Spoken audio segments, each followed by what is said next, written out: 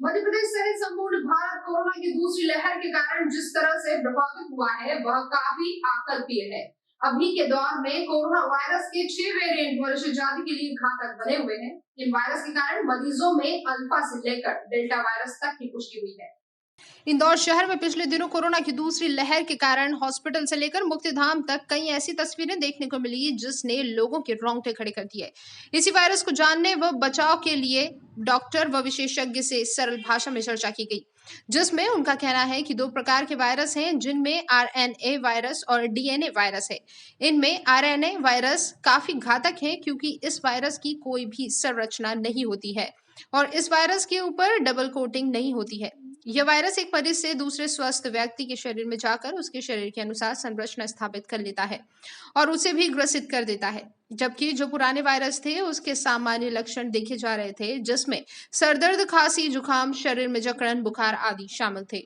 लेकिन जो यह नया वायरस है यह काफी घातक है। इसके कारण स्वस्थ व्यक्ति के शरीर की रक्तवाहिनी तक प्रभावित हो रही है और लंग्स में जाकर व्यक्ति को सांस लेने तक की समस्या का सामना करना पड़ रहा है।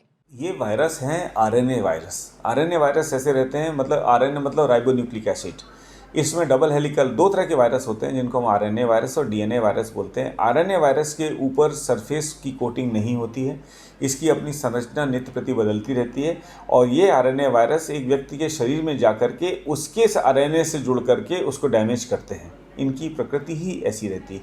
इसी कारण से जो आरएनए वायरस रहते हैं ये काफ़ी घातक सिद्ध होते हैं, क्योंकि ये शारीरिक संरचना को बदल करके हमारे ऊतकों का जो सामान्य काम है उसको बाधित करते हैं।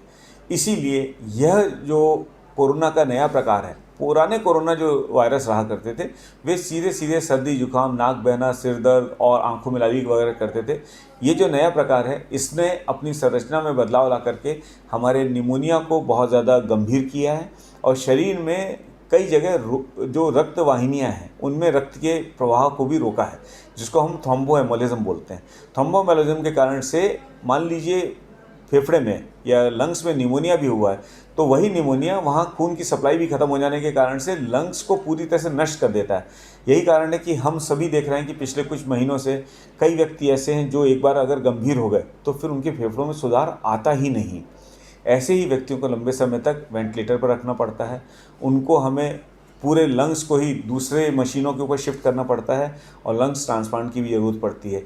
यही कारण है कि इस बार का यह वायरस काफ़ी लोगों में घातक सिद्ध हुआ है और मृत्यु की संख्या भी पिछली बार की लहर से थोड़ी ज़्यादा ही रही है। ये इस समय देश में 6 प्रकार के वेरिएंट्स से कोरोना वायरस देखने में आ रहा है, अल्फ़ा से लेके डेल्टा तक। और यह जो वेरिएंट्स हैं ये वेरिएंट्स और कुछ नहीं है, इनको वेरिएंट्स ऑफ कंसर्न बोलते हैं, VOC। अर्थात वायरस की जो प्रकृति है वह यह है कि अगर वह किसी भी नए व्यक्ति के शरीर में गया है तो मान लीजिए उस व्यक्ति की मृत्यु हो जाती है तो एक तरह से इस वायरस की तो जो पूरी संरचना समाप्त उसके साथ ही हो जाएगी, तो वह दूसरे व्यक्ति के शरीर में अपने आप को बचा के रखने के लिए अपनी संरचना में लगातार नित्य प्रति परिवर्तन करता रहता है। जब ये नित्य प्रति कर रहे परिवर्तन उसको नई शरीर में जाकर के अच्छी तरह से बढ़ने में सहायक होते हैं, तभी उसकी वंशावली चलती है। अब ये जो नए वेरिएंट्स आए हैं, इन वेरिएंट्स में यह भी देखा जा रहा है कि कुछ वेरिएंट्स में पहले के वेरिएंट्स की तुलना में मान लीजिए एक व्यक्ति से 2 ही व्यक्ति को संक्रमण हो पाता था तो यह 4 गुना तक ज़्यादा संक्रमण करने की क्षमता वाले पाए गए हैं। अर्थात अगर पहले एक व्यक्ति से 2 लोगों को हो रहा था तो इनमें एक व्यक्ति से 8 लोगों में कोरोना वायरस का संक्रमण देखा जा रहा है। तो एक तो यह परिवर्तन है पुराने कोरोना वायरस के संरचना से।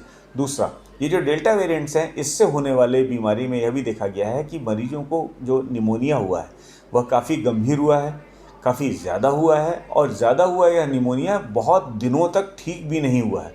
यही कारण है कि आपने इस बार देखा होगा कि दूसरी लहर में जितने भी लोग कोरोना से प्रभावित हुए हैं उनमें से जो लोग अगर भर्ती हुए हैं तो ये पिछली बार अर्थात पहली लहर की तुलना में जल्दी ठीक होकर के घर भी नहीं आ पा रहे हैं। इनको ठीक होने में भी समय ज़्यादा लग रहा है, साथ ही घर में आने के बाद भी इनके फेफड़ों की पूरी कार्यप्रणाली सही तरह से ठीक नहीं हो पाई है। तो ये 2-3 मुख्य फ़र्क हैं।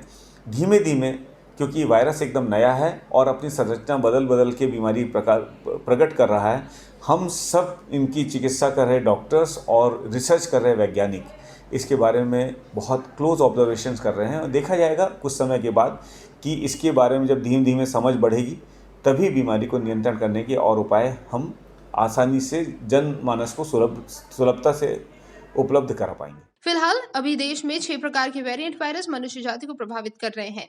इन वायरसों में अल्फा से लेकर डेल्टा तक के वायरस शामिल है।